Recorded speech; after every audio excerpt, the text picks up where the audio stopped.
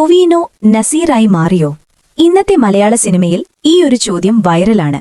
ഒരു cinema flop ആയപ്പോൾ ഈ പടത്തിനുള്ള വലിയ പ്രതിഫലം വേണ്ട, അടുത്ത പടത്തിന് ഒരു ഡേറ്റ് തരാം എന്ന് ടൊവീനോ തോമസ് പറഞ്ഞതോടെയാണ് സിനിമാ ലോകം ഞെട്ടിയത്. ഈ വാക്കുകൾ പ്രൊഡ്യൂസേഴ്സ് അസോസിയേഷനിൽ എത്തിയപ്പോൾ നിർമ്മാതാവ് ജി സുരേഷ് കുമാർ പറഞ്ഞത് ചരിത്രമായി. നസീർ സാറിനു ശേഷം നിർമ്മാതാക്കൾ കേൾക്കുന്ന ആദ്യത്തെ ആശ്വാസവാക്ക്. അതെ, മലയാള സിനിമയുടെ ഇതിഹാസം സാക്ഷാൽ പ്രേം നസീർ. ഫ്ലോപ്പ് പടങ്ങളിലും നിർമ്മാതാക്കളെ സംരക്ഷിച്ച് പ്രതിഫലത്തിൽ വിട്ടുവീഴ്ച ചെയ്ത ഒരു കാലത്തിന്റെ മുഖം. ഇന്നത്തെ കാലം വേറെയാണ്. കോടികൾ ചോദിക്കുന്ന താരങ്ങൾ, ഫോൺ എടുക്കാത്ത സ്റ്റാറുകൾ, പ്രമോഷനിൽ പോലും വരാത്ത നടന്മാർ.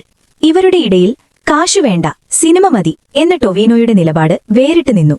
ടൊവീനോ നസീറായി മാറിയോ? ഇല്ല. നസീർ സാറിന്റെ വഴിയിലേക്ക് ഒരു ചുവട് വെച്ചോ? അതെ. അതിനാലാണ് സിനിമാ ലോകം പറയുന്നത് നസീർ ഇനിയില്ല, പക്ഷേ നസീർ സാറിനെ ഓർമ്മിപ്പിക്കുന്നൊരു ടൊവീനോ ഇപ്പോഴുണ്ട്. ഈ വാർത്ത ഇഷ്ടമായാൽ ലൈക്ക് ചെയ്യൂ, ഷെയർ ചെയ്യൂ. നിങ്ങളുടെ അഭിപ്രായം കമന്റായി രേഖപ്പെടുത്തൂ. സബ്സ്ക്രൈബ് ചെയ്യൂ ബബിൾകം മീഡിയ.